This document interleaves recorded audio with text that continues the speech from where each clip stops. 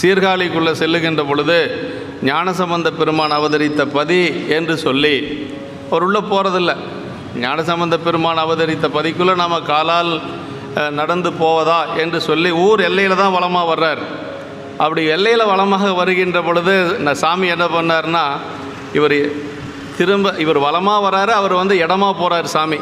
அப்படி எதிர்காட்சி கொடுத்தாராம். சேக்கிழார் பெருமான் சொல்கிறாருங்க, அதுதான் அடியார்கள் மேலே வச்சிருக்கக்கூடிய அன்புக்கு இறைவனே இறங்கி காட்சி கொடுப்பார் அப்படிங்கிறது. அதே மாதிரி நமக்கு சித்தப்பட மடத்துலேயும் திருவடி கொடுக்குறார் இல்லையா?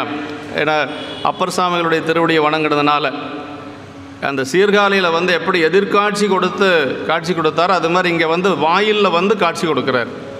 பிள்ளையார் திருவதாரம் செய்த பெரும் புகழி உள்ளும் நான் மிதியேன் என்று ஊர் எல்லையில் வள்ளலார் வளமாக வரும் பொழுதில் கொல்லும் மால் விடையானும்